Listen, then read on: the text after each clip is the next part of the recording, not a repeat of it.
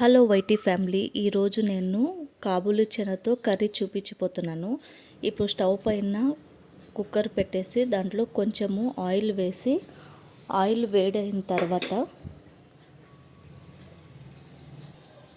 కొంచెం శనగపప్పు అండ్ మినపప్పు, కొంచెం జీలకర్ర, హాఫ్ స్పూన్ ఆవాలు వేసి అవి కొంచెం ఫ్రై అయిన తర్వాత ఇప్పుడు ఆనియన్స్ వేయాలి. ఆనియన్స్ చిన్న ముక్కలుగా కట్ చేస్తే సరిపోతుందండి, మరి పెద్ద ముక్కలు అవసరం లేదు. ఎందుకంటే చిన్నగా ఉంటుంది కాబట్టి ఆ చిన్న చిన్న ముక్కలు ఉంటే సరిపోతుంది. ఒకసారి దాన్ని కలిపేసి ఇప్పుడు మనం టమాటో కట్ చేసుకున్నాం కదా, టమాటోని వేసేద్దాం. టమాటో కూడా చిన్న ముక్కలుగా వేసుకుంటే సరిపోతుంది. ఇది ఒకసారి రెండింటిని బాగా కలిపేసి కొంచెం సేపు అయినాక ఇప్పుడు సాల్ట్ వేస్తాము. తర్వాత కొంచెం చిటికెడు పసుపు, ఒక హాఫ్ స్పూన్ వేస్తే సరిపోతుంది. మళ్ళా కలిపేసి కొంచెం అల్లం వెల్లుల్లి పేస్ట్ వేసి అది కొంచెం అల్లం వెల్లుల్లి పేస్ట్ బాగా వేయించిన తర్వాత ఒక హాఫ్ స్పూన్ కారం,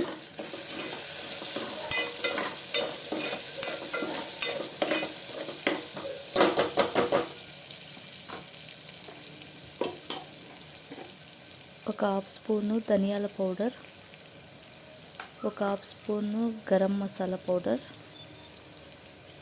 హాఫ్ స్పూన్ అయితే సరిపోతుందండి, మళ్ళీ ఎక్కువైనా కూడా ఘాటు వచ్చేస్తుంది. హాఫ్ స్పూన్ అంతే చాలు, సరిపోతుంది. ఇప్పుడు జీలకర్ర పౌడర్ కొంచెం, అది కూడా అంతే అండి, కొంచెం చిటికెడు వేస్తే సరిపోతుంది. జీలకర్ర పొడి ఆ స్మెల్ చాలా బాగుంటుందండి. జీలకర్ర పొడి ఒకసారి ట్రై చేయండి. తర్వాత పొటాటో వేసేసి బాగా కలపాలి.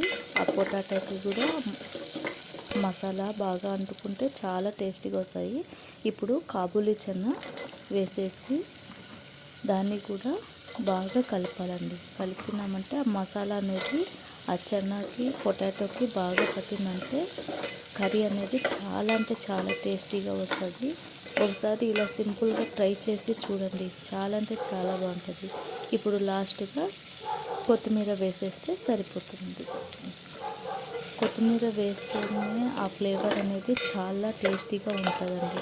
అందుకని లాస్ట్లో కొత్తిమీర వేసామంటే కూర టేస్టే వేరైపోతుంది. ఇప్పుడు దాన్ని తగినట్టుగా వాటర్ పోసేసి కుక్కర్ మూత పెట్టి ఒక 3 విజిల్స్ వచ్చినాయంటే చాలండి, మెత్తగా అయిపోతుంది. చూడండి ఎంత బాగా వచ్చిందో. Thank you friends.